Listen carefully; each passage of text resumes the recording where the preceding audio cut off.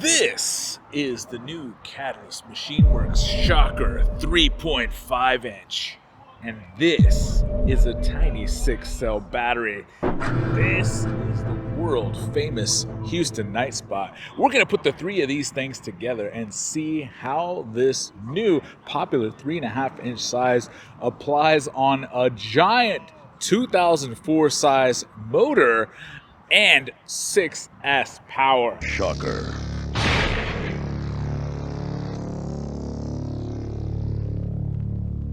The Shocker Lights 3.5 inch.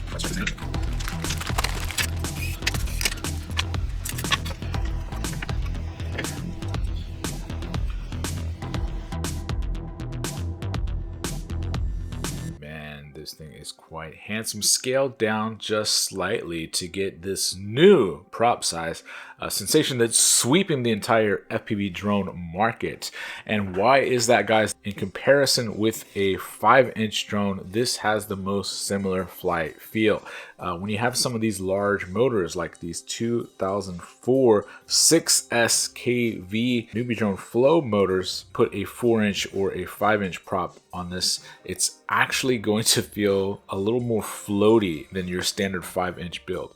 And so what you always want is that 5-inch flight feel, not just the power but the weights, the hang time. You want to be able to have this and have a fun flight. Now, any of those sizes are going to be fun, but ideally you want to mimic the same flight feel so that you have that building the same muscle memory and not disturbing you, so that when you go back to a 5-inch, you can feel it. So if you had enough space, why wouldn't you just fly 5-inch? Well, this is much smaller, it's much lighter, and it's much quieter. Even on 6S, this thing was very quiet. And so if you are flying in a park somewhere, if you didn't need to carry an action camera, this would be a good solution. But it does have the mounting on here, and one of the nice things about having a little bit of extra disc area, a little bit of extra power, is that you could carry one in a pinch if you needed to. So I did leave an XT60 on here, which is a little bit departure for something this size.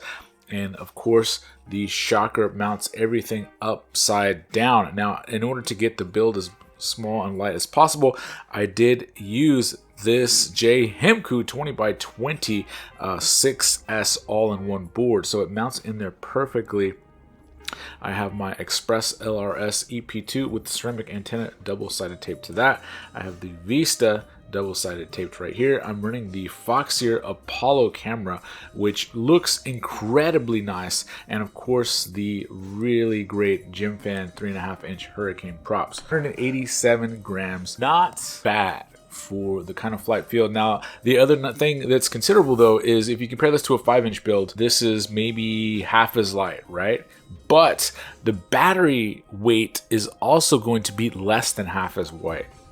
I'm using that 650 milliamp 6S pack, which is substantially lighter. So you end up with something that is very light, very close to that 250 gram limit that everyone is trying to get to.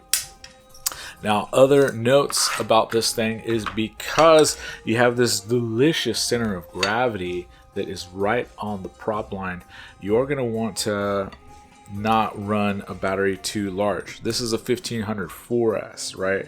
And you can see that the props connect. So you are going to want to run a smaller size battery. Something like a 1050 mounted like this would probably work, although it's a little bit close. This is actually a 3S, but it's about the same size as a 1050 4S. That 6S voltage feeding this thing at 650 milliamp size actually provides a very small size to fit perfectly on this top plate, and a very nice 4 to 7 minutes of flight time, depending on if you're cruising or punching. A lot of times when I bring these freestyle builds out to the night spot, people are like, what are you doing? It's so crazy, it's so loud. So how does this end up in the end? How does it compare to an ultralight 5-inch, an ultralight 4-inch, or even a 3-inch?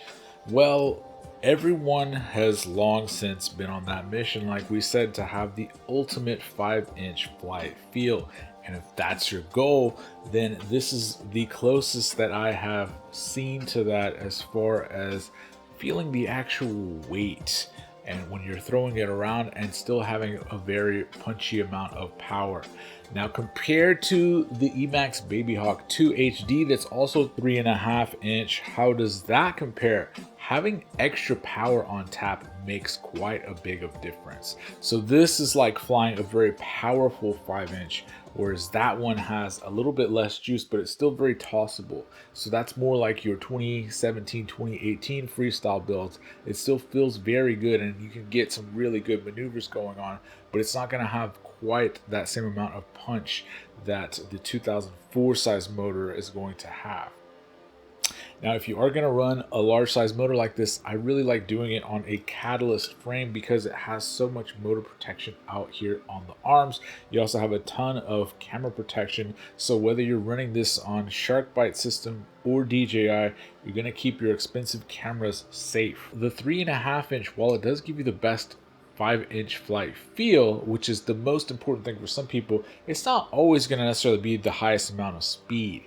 You can still build a rocket ship of a build on a 3-inch. If you think all the way back to 2018 and the Diatone Cube 339, that thing could go 117 miles an hour on a 3-inch prop on 4S. So if you just want straight line speed and you don't care about flight feel, you could also build a 3-inch. The nice thing about having one of these 3.5-inch frames or even a 4-inch frame is that you have the option of building out whatever components you want, and then you can just select the prop for your application. If you have a 4-inch frame, it's really not going to weigh that much more than a 3.5 or 3-inch frame. You pick the motors that you want, you run the prop size that you want. But I don't know why anyone would really want to run a 3-inch prop on this frame because it just feels so good.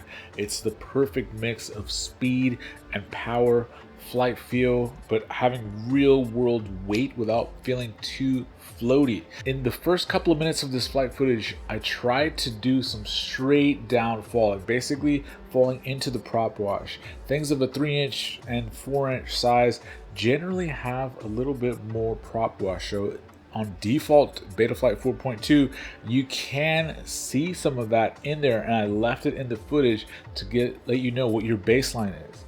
Now, you could spend some time tuning some of that out, or you can adjust your flight. During the second half of the flight, I did what I normally do to combat prop wash, is you just keep moving a little bit forward.